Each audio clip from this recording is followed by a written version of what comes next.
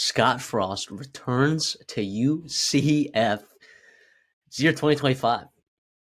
All right. When was Scott Frost last at UCF? If you remember Scott Frost and his tenure at Nebraska, all right, you would, be left with a little bit of a bad taste in your mouth. But if you remember the UCF days with Scott Frost, those 2 years that he was there, he was just there just 2 years, which is crazy to think about.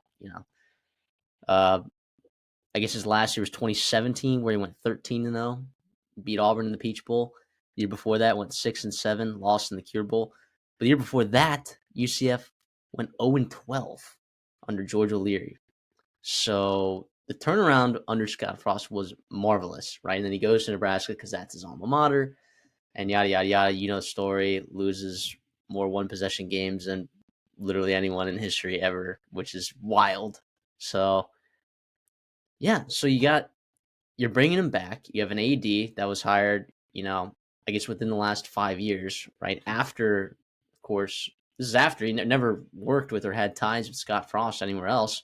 And they're bringing back Scott Frost. So I don't know if this is like a board of directors decision, board of trustees, whatever they do. Like, it's very interesting to me, CD. This is a very, very interesting hire. And I think like a lot of people would just slap a good grade on it, right? Because Scott Frost, it worked out last time at UCF. Here we are 10 years later, and college football is drastically different. And I don't know that it's necessarily just plug and play. Am I wrong? No, it's not crazy to assume. It would be crazy to assume that without a doubt. I mean, we look at Scott Frost and what he did, and it's easy to get yourself excited. Like, oh, he's back at UCF. He's back in the American, or actually, I guess in the Big 12 now. But he's going to have success now. But I think we have to like figure out what went wrong at Nebraska first, and hopefully he's done some self-reflection of that.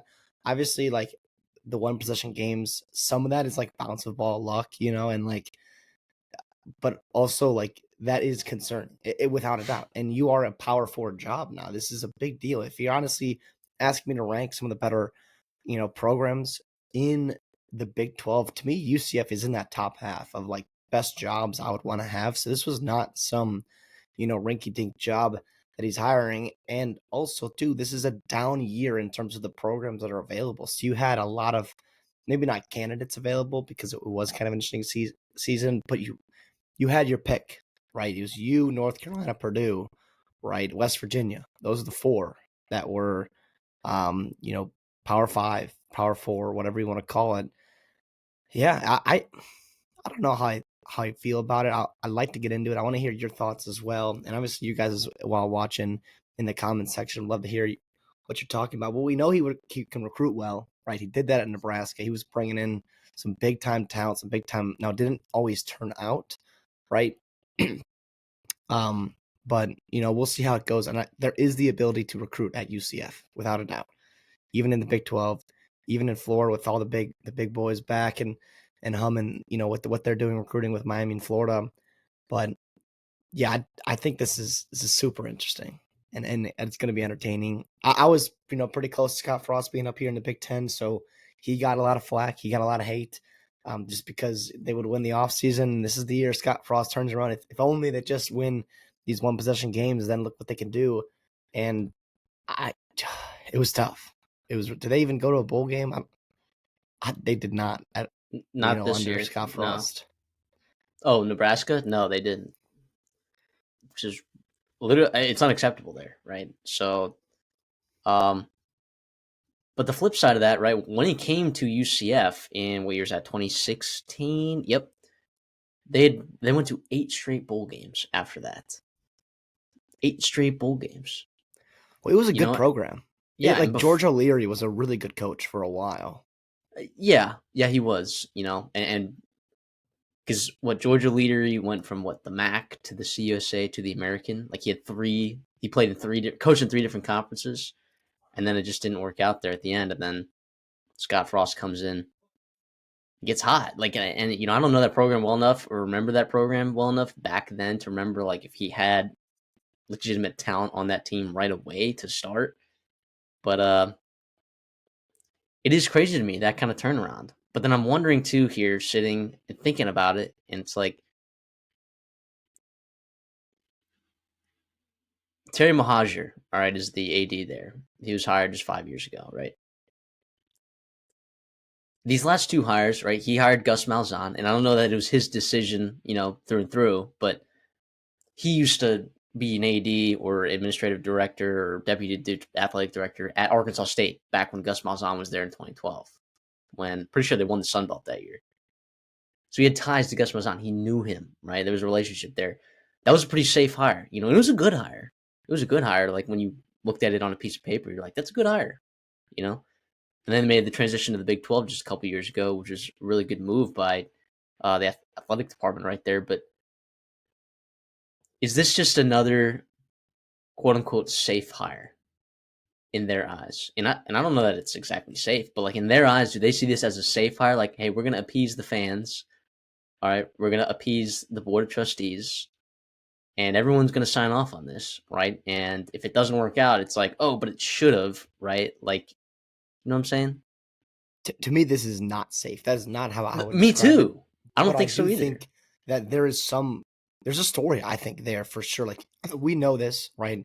You guys know this watching, that it's a business and you got to keep your job. If you're the AD, you have to be able to sell tickets. That's what your responsibility is. Just winning games is nice, but you need donors up, you need all these different things, right? Which do help you, right? The more tickets in your, that you're selling, the more money you're bringing in, all that kind of good stuff. Eventually it does kind of turn on and goes funnel back into the program. But it's really interesting. I think, like, when I saw it, I wasn't surprised, but I kind of was. I was like, it makes sense, right? It worked first time, right? Scott Frost, what was he doing? Was it the Rams, I think, this past season, right? And, working with them, it's really interesting. Now, here's the problem. I mean, you went 4-8, and yes, you had injuries and you had up and down quarterback. You didn't hit on KJ Jefferson like we thought maybe you would, Yeah. and all that kind of stuff.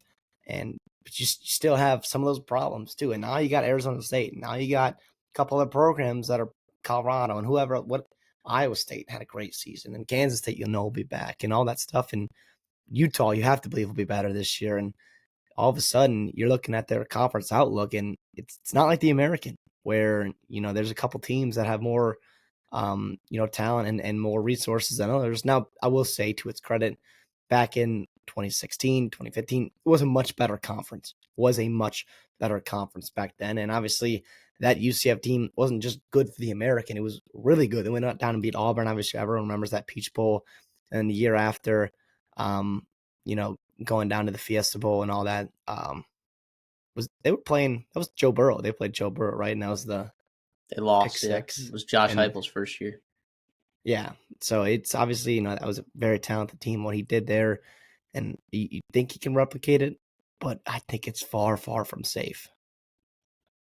Yeah, I'm with you on that one too. And at UCF, you talked about earlier, like your ability to recruit at the highest level in this new Big 12, like it's right there. It is right there. You can absolutely take the bull by the horns. Is Scott Frost going to be able to take advantage of that? And my answer to that question is like, I don't really know. Like, you know what I'm saying?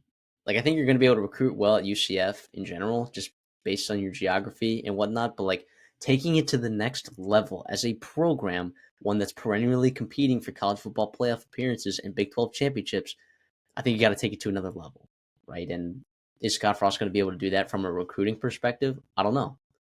Uh, I think from an offensive scheme perspective, I think he could absolutely light it up in this Big 12, given the large amount of parity that there is in terms of talent in this league. But you could have said the same thing about Gus Malzahn, right? And Gus Malzahn didn't have a winning season in either of his 2 seasons in the Big 12. So it's needless to say, it's just really interesting, and I don't know, like I was surprised by this, right? And I was thinking in my head, I'm like, man, there are a couple coaches that maybe people skipped out on in this hiring cycle, right? Yeah, you were UCF, okay? If you were to tell me, right, like in my mind, is this the best job that was available in the coaching market? I think North Carolina is probably a better job. Okay, even so, you are the second best program or resource, like it is the second best coaching job that was available this offseason. And you got Scott Frost, and it's like, it's not very exciting, and I bet the athletic department feels pretty safe about it. But you and I are sitting here and we're like, this isn't safe. Like, this isn't necessarily a layup, slam dunk, automatic fit of a hire for so many reasons. So, and the only thing that you're holding on to is those 2 seasons that he did, which, by the way, he overperformed very well. But then Josh Heupel was also phenomenal with this UCF program. Obviously the torch was passed, but George O'Leary won games. George O'Leary went 12-1 within the same UCF program in the American. Scott Frost went 13-0. Josh Heupel went 12-1. It. I'm just saying there's like, it's just interesting. I It's a think good it's interesting. program. I mean, well, It first of all, is. location, right? Alumni base is a huge alumni base, right? And you also have 3 PCS slash, whatever you want to call it, these important bowl games in the last, what, decade or so, 12 years. I mean, it's a big deal. It's a really, really good accomplishment. So it can be done.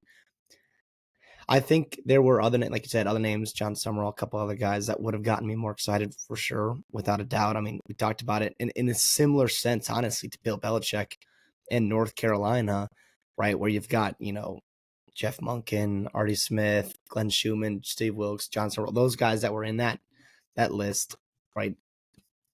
It would have been really nice. But here's the thing, though. I mean, it fanned out bad at Nebraska. And now maybe part of it was he was in over his head, right? It was like the alumni, the prodigal son returning. He was going to save that program. Maybe too much pressure was put on him to do that, and maybe he wasn't ready. And he talked about it, like, since the Nebraska firing, obviously it went wrong. He kind of just went off the grid, and it was kind of a nice reset for him. He went back to Scottsdale, Arizona, able to like hang out with his family and his kids, and be in a family bubble. He talked about it and how nice it was having everyone home, and being able to reset.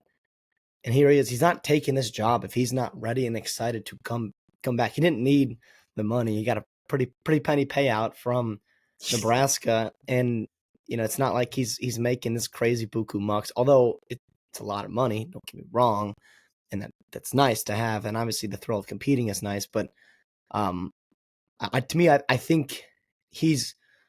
I don't think it'll fan out like Nebraska, right? And what happened there, but I don't quite see him going 12-0, right, in year 2.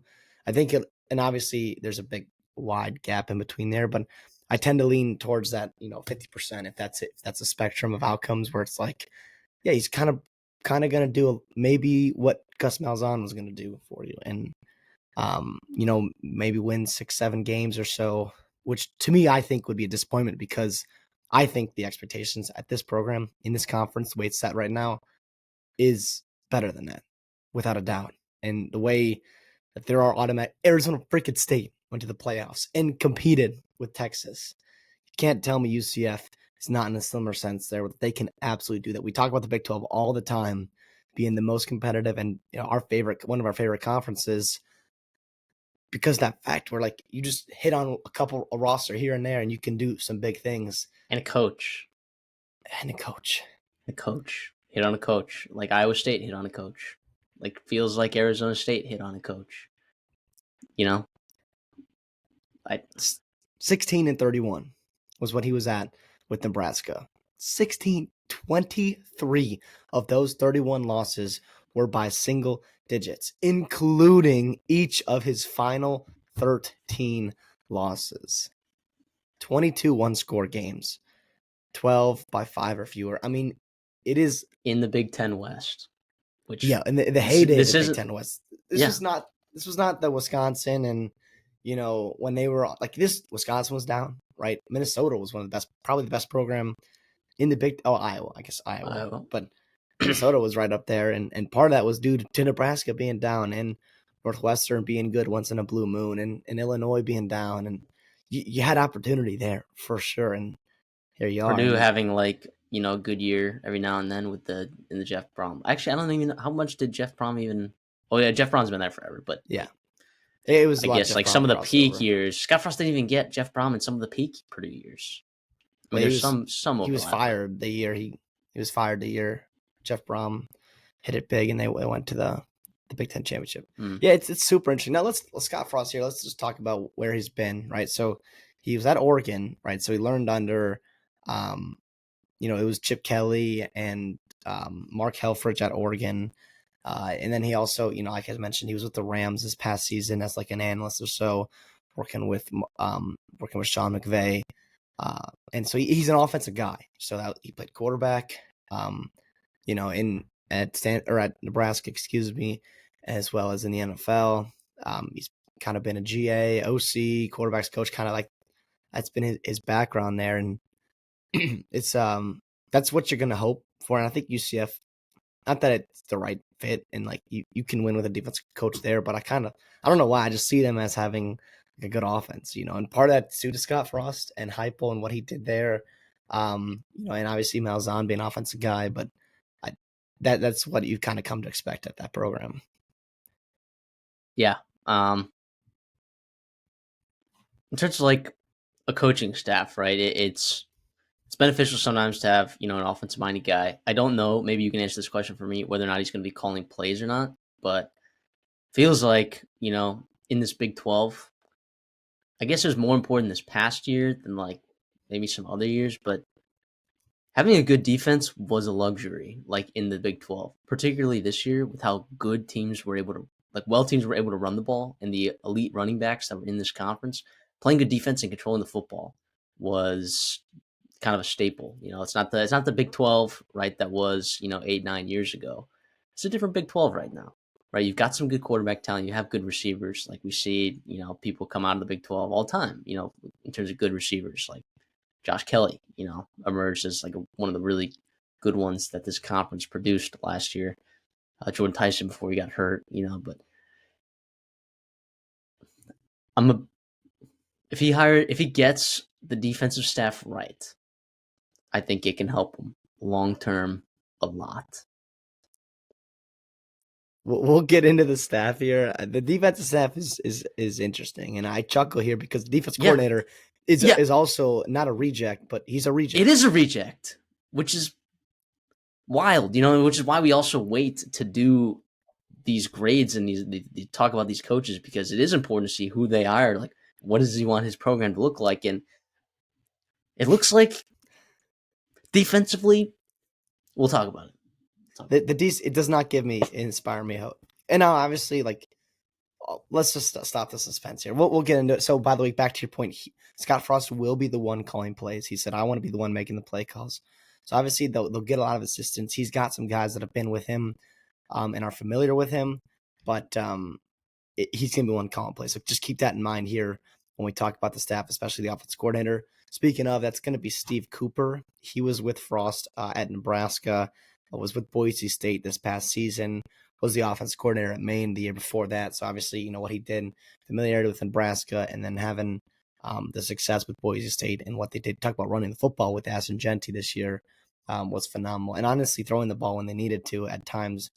Wide receiver coach will be Sean Beckton Sr. He was at UCF with Frost. I also believe he played there as a wide receiver, so he's coming back as an alum. The O-line coach, familiar name here, Sean Clark. He was the head football coach, at App State the past 5 seasons. His background is offensive line, so he's getting back into that. Was the O-line coach at App State before that, and then also coached at Kent State and Purdue and Eastern Kentucky. To me, I love having a guy like Sean Clark. Say about him as a head coach. I thought he did well at times this season. Obviously disappointed in the season before, but what he did being a head coach and having the familiarity with all the new changes, and that Scott Frost has been out of the game for a couple of years now. I love that, having that hand and that mind to be able to pick about what things to do and responsibilities that a head coach has now in 2024 that you didn't have a couple of years ago, and especially didn't have at UCF back in 2016. Quarterbacks coach, familiar name for our UCF fans, is Mackenzie Milton. Yep, that Mackenzie Milton, the one that was a superstar quarterback before having the devastating super sad injury that he did have. in 2017. But he was an offensive analyst at Tennessee, with Josh Heupel. So Mackenzie Milton was with a Frost guy, and then he also obviously Heupel coached him as well. So there's that connection there. He'll be the quarterback's coach. The running back coach is Jimmy Beal. So yeah, the offense staff is interesting. I mean, no one's gonna blow you away. It wasn't some crazy Colin Klein or a big hire that you're pulling away from some other Power Five school, but I think it's interesting. I like some continuity there. We kind of talk about this. I think the one thing that I'm concerned about, which I've talked about, and it's literally come up in every single video we've done so far with these coaching staffs, continuity between the O-line coach and the offensive coordinator, or the offensive play caller in this case is Scott Frost. And I couldn't really find a ton of crossover there, so I don't know what the connection is, but I hope there is one because I think that chemistry is so important. Not saying it's the end all be all, doesn't make it a sure thing, even if it is true. There's a lot of connections and coaches that are good friends and have a lot of chemistry at the O-line and OC that does not work out. But here we are with Sean Clark and Scott Frost, and we'll see what happens there on the offensive side, which is his bread and butter. So this has to, the offensive has to work, right? If it doesn't work, we're in real trouble with what can happen at UCF. Yeah, I like Sean Clark. I think he's accomplished. I think he's experienced, right? And if you can't bring continuity in there, right, at the offensive coordinator and offensive line position coach, right, then I think experience matters, But on the defensive side of the football, it gets. I just I don't understand it. I don't understand it how Alex Grinch has a job as a defensive coordinator. Yeah, so he's that's the Alex Grinch, the one that was poster child for a long time with Lincoln Riley at USC and at Oklahoma. He was with, I think, Wisconsin this past season, if I'm not mistaken. Regardless, though, the one silver lining I have, right, is one, right. I think it's funny how there's a little bit of connection between Alex Grinch and Scott Frost about how they did fizz out and how horribly it went and how quickly fans just turned on him and how he was the scapegoat for USC and Oklahoma.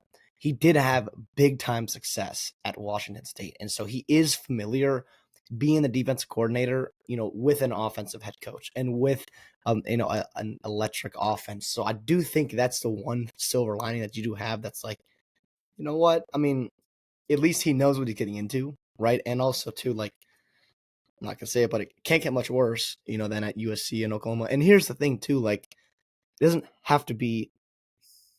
It's to sound bad, but Oklahoma and USC, you have big time expectations. Those are top 10 programs, I think, nationally, right?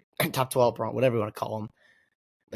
This is UCF, and not to slight that program at all, because that's what I'm saying. I think this expectation should be high here for sure. But it's not like he's going to be scrutinized to the level that he was, with Lincoln Riley and at USC and Oklahoma, just because of all the stuff that comes with those jobs. The edge coach is going to be Mike Dawson. Great last name, by the way. He was with him at Nebraska and at UCF. So there's that connection there. When I say him, I mean Scott Frost. The defensive tackles coach is Kenny Martin.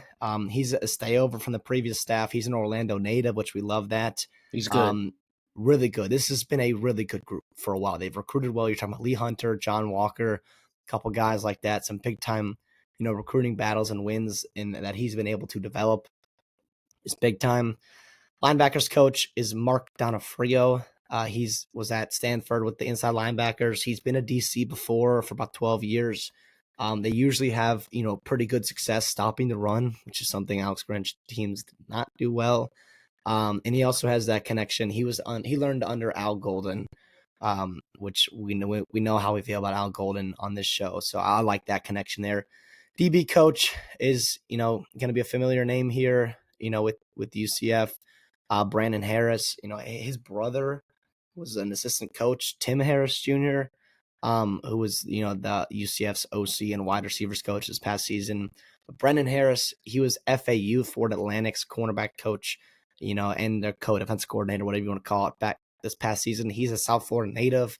He played high school at Booker T. Washington. Really good school there. He played at Miami University, obviously in Florida. Was a second round pick out of the NFL. So we'll see. Obviously, I love that he's got those ties to Florida. Couldn't find a ton of crossover between him and Grinch and Scott Frost, but obviously with a connection to his brother Tim Harris within the program, and obviously his familiarity in his head of Florida, that will help him, in his efforts recruiting and coaching, at the UCF. I think a big problem with Alex Grinch, like in why it went wrong, was one, we'll call it talent evaluation, right? But generally, you brought talent into the building. Generally, it was also just a combination of missing on your talent evals and then also not developing the talent that you had, effectively, particularly tackling, right? Which if you're gonna be in the Big 12, right, you got to tackle well, right? I mean, it was more important this past year. I'll say it's going to be probably less important in 2025. Let's not clip that in case that happens to be the case. But looking around the league, right, like teams that tackled well in the Big 12, Arizona State doesn't have elite talent on that defense. They do not. But guess what Brian Ward has those guys do? They tackle well. That's what they do. All right. And they were very successful in shutting down some really good running backs in the Big 12 conference and finding ways to control the game. Can we trust Alex Grinch to do that? I don't think that we can. That doesn't mean he won't, but I don't think we can trust him to do that. Yeah, I know, without a doubt. And obviously Grinch has familiarity with the Big 12, but here's the problem though. This is a much different Big 12 than it looked just a couple years ago when he was at Oklahoma, right? This was 8 new teams that are coming in. Like it's been a total drastic overchange. And honestly, the culture of the Big 12, right, in the 2010s was one of like, we're gonna throw the ball a bunch, and the early late to that, like you had all these the defensive jokes and all that kind of stuff, the turnstiles that was the Big 12 defenses and how bad tackling was. And here we are, I believe last year you talked about how run game and defense was so important, and it's nice to see how things are cyclical in college football. Otherwise, the other coaching staff to round it out, special teams coordinators Pete Alomar. He has connection with Stanford with Mark Donofrio, is also at Rice. He was their interim head coach at the end of the season, right when their coach got fired. Strength and conditioning is Zach Duval. He was with Duval at UCF as well as with Frost at Nebraska. So there's obviously a lot of connection there. Hopefully that works out. We do talk about these, and we don't talk about special teams coordinators, or not special teams coordinators. We don't talk about strength and conditioning coaches a ton, in terms of like evaluating them, because like I'll be honest, like that's not really my forte here.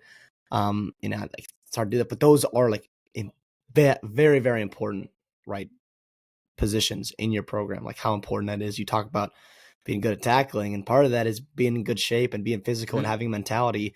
And your strength and conditioning coaches, those are like big culture setters, especially in the offseason as we speak right now, in winter and late and early spring. So obviously I'm not going to sit here and tell you it's a home run hire with Duval, but it's nice to see there's experience there and continuity, and it is a very, very important job. In terms of grades, all right, let's give them. Okay. When we talk about our grades, right, we go by a very easy scale. All right. An A means you're going to exceed expectations. A B means you're going to meet expectations. A C means you're not going to meet expectations. And it's hard because, again, we have to grade these relative to expectations, right? You can't just like, say hiring Kirby Smart is an A, right? And then everyone else is not. You know what I'm saying? Just because someone's not going to win national championships, that doesn't make them a bad coach, right?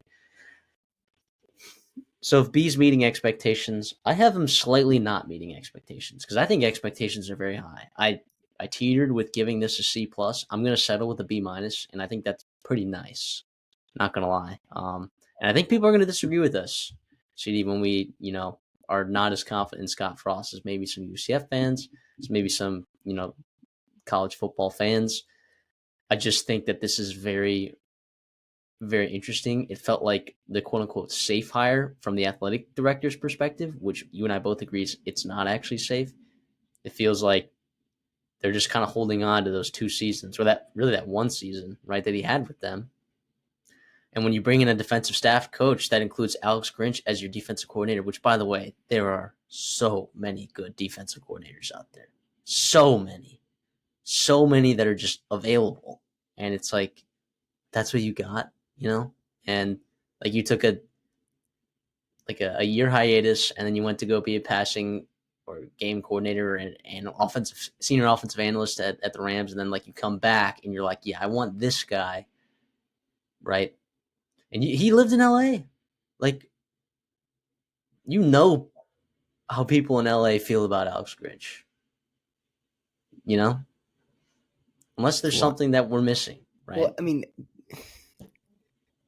Grinch had a job for a long time, right? And like he They did won a so lot of like games despite him. I know. I'm just saying like that's why I find it funny, and you know how sports love to be ironic, right? Where you have two guys that are similar, right? Scott Frost and Alex Grinch. I'm with you here on a B minus, and I'm also with you that expectations are high, and I'm also with you, you know, that I thought they were better coaches. We talked about that in this cycle, and what a gift it was to be in this cycle. Honestly, you know, if you're UCF and you having the pick of the litter, and yeah, I was thinking about a C, but I think right, like it worked once. I'm not saying it's going to work again, but it's not like he's all bad, right? And similar as Alex Grinch, like he's had success before. And in this program, you can win that. You can recruit well out. Now we'll see how it does. Obviously, I'm not going to judge him on this 2025 class because he didn't really get a chance to do it. But you had, you know, was it 78th high school recruiting ranking? That's not great. I know there was only about 14 kids, so that's kind of reflected in that. You did go out and add 27 transfers already. You know, we'll see how those turn up. You know, obviously it's not that excuse me, it's not that, you know, Scott Frost forgot how to coach at Nebraska. It's just there were simple things that did go wrong for sure, and he's got to iron those out if he's going to have success at UCF. But yeah, I'm at B minus here, and honestly, like UCF's a program that I'm rooting for. I think college football is better when they're good. And honestly, I think they are a program, a sneaky big program in college football, being in the state of Florida. And they're also one of those schools in the Big 12 that I think can make a jump and have serious talent, right? And Scott Frost, is he the guy to do that? I mean, talent's never been his problem at bringing in. It's really maximizing what he did at Nebraska. So we'll see. Obviously, it's an interesting one. It'll be one we'll be following and monitoring closely as we get closer to the season. We'll preview them, you know, in July and August when we get there. But I don't know. You tell us how you guys feel in this in the comments, because this is one that I had a tough time doing because you did have the success and what he did, inheriting what like an 0-12 team and making him go 12-0, 13-0 the season after. And yeah, it's gonna be interesting. It's gonna be really interesting how it plays out. Yeah, and I think like national media even is a little bit polarized in this hire because there's just a lot of unknown. Like I'm seeing grades that people are giving out that are like B pluses, and these are obviously at a different scale that you know we put.